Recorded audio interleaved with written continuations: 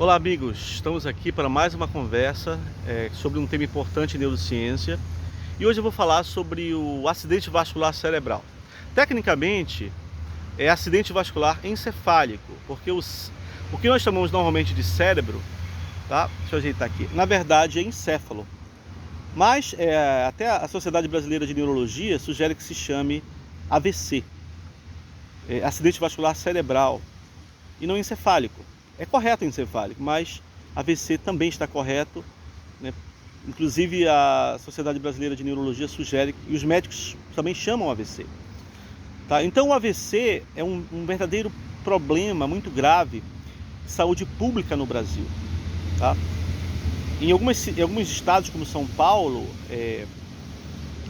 a morte por AVC já suplanta, já ganha da morte por câncer e infarto do miocárdio, que nós chamamos de ataque cardíaco. O que é o AVC? Eu vou começar a fazer uma série de vídeos sobre essa doença, que eu trabalho muito com ela experimentalmente. O AVC é uma alteração vascular. Essa alteração vascular ela pode ser de dois tipos. Nós temos o AVC isquêmico e o AVC hemorrágico. O AVC isquêmico ele é o mais frequente, mais de 70% dos casos. O hemorrágico ele é mais raro, não tão raro, mas ele é menos frequente. Mas ele é mais grave. A pessoa pode entrar em coma rapidamente, pode morrer. Assim como o isquêmico também pode induzir sequelas, perda funcional, também pode induzir a morte, dependendo da intensidade. Mas o AVC isquêmico é aquele onde o vaso sanguíneo, uma artéria, por exemplo, ele é obstruído por um trombo.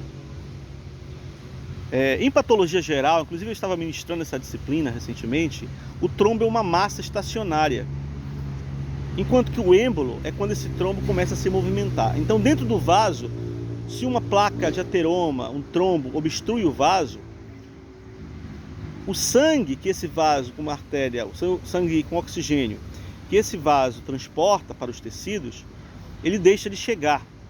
Então o tecido sem o sangue, ele deixa de ter oxigênio, nutrientes.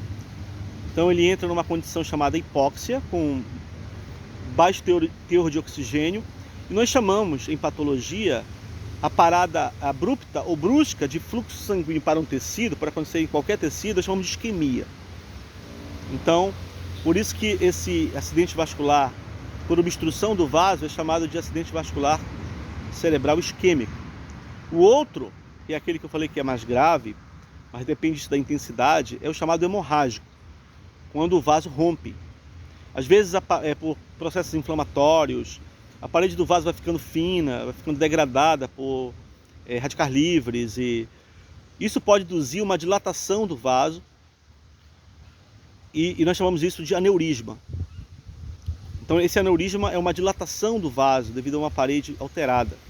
É como se você tivesse uma mangueira com a parede muito fina e a pressão da água fizesse essa mangueira ficar com abaulamentos do lado e do outro.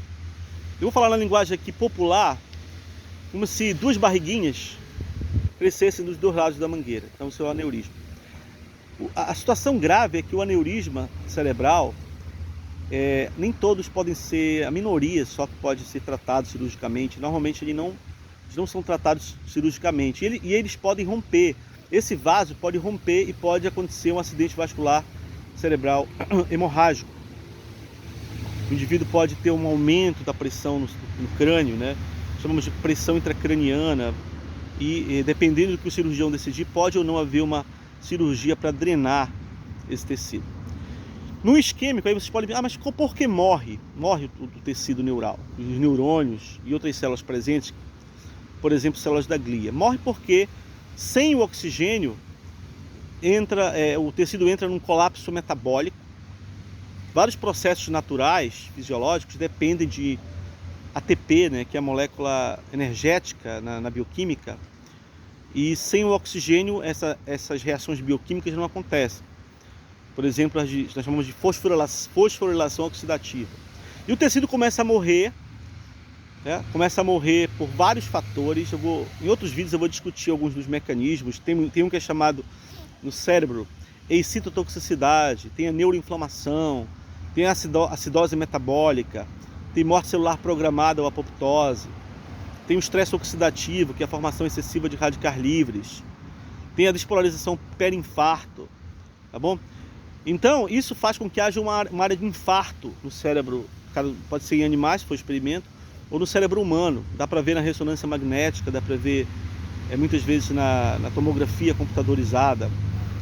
E eu vou falar mais sobre esses mecanismos, e uma das questões que eu pesquiso é achar uma terapia para minimizar essa lesão, essa área de infarto. Ela aumenta, nós vamos ver isso no próximo vídeo, ela aumenta com o tempo de tamanho.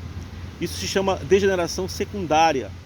Então o neurocientista, ele investiga para achar uma terapia para evitar essa degeneração secundária. Tá? Então eu vou interromper aqui porque o vídeo não pode ser muito longo para vocês terem tempo de ver, mas nos outros vídeos eu esclareço mais sobre o acidente vascular cerebral. Um abraço a todos.